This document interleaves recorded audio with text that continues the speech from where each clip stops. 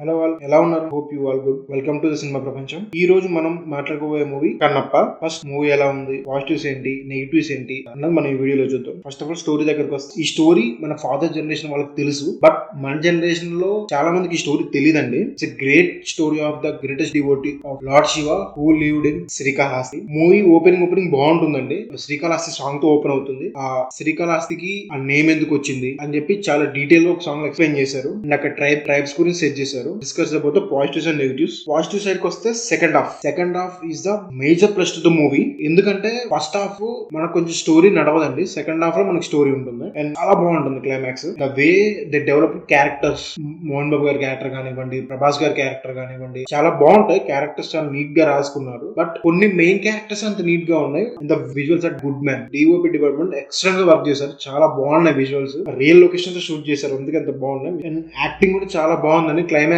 లో మంచు విష్ణు గారు చాలా మంచిగా యాక్ట్ చేశారు. ఎమోషనల్ సీన్ లో చాలా బాగా పర్ఫార్మ్ చేశారు ఆయన. అంటే నేను ఎక్స్పెక్ట్ చేయలేదు.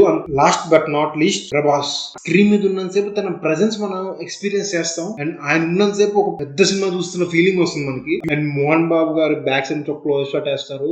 ఎరప్టెడ్ మ్యాన్ థియేటర్, చాలా బాగుంది ఆ షాట్. అండ్ ప్రభాస్ గారు డిడ్ వెరీ వెల్ జాబ్. 100% ఇచ్చేసారు. 100% న్యాయం చేశారు రుద్ర క్యారెక్టర్ కి. Let's go for the negatives. Negatives గురించి చెప్పాలంటే first half 80% of first half మీరు అసలు నెగ్లెక్ట్ చేసి వచ్చండి. డివోషనల్ సైడ్ వెళ్తున్నప్పుడు స్టోరీని, లవ్ స్టోరీ అంత పెట్టాల్సిన అవసరమే ఉంది, అంత సాగియాల్సిన అవసరం లేదండి. లవ్ స్టోరీ గూడాలు ఉన్నాయి, ఆ గూడాలు ఏంటి దాని నుంచి అసలు డీటెయిల్ ఇవ్వలేదు. ఆ వరల్డ్ కరెక్ట్ సెటప్ చేయలేదు. అందులో క్యారెక్టర్స్ కంప్లీట్ గా ఇంట్రడ్యూస్ చేయలేదు. అండ్ ఫైటింగ్ కోరియోగ్రఫీ మీద ఇంకా చాలా ఫోకస్ చేయాల్సి ఉండే. And let's go for technical department. మీరు నైట్ సీన్స్ తీయలేము అనుకున్నప్పుడు మీరు నైట్ సీన్స్ రాసుకోకుండా ఉండాల్సిన స్టోరీలో. నైట్ సీన్స్ స్టోరీలో రాసేసుకుని మీకు ఇక్కడ తీయడానికి వీలు లేకపోతే దాన్ని డే లో షూట్ చేసి దాన్ని నైట్ లో కన్వర్ట్ చేస్తే ఎలా? I think it's going to be better అండి.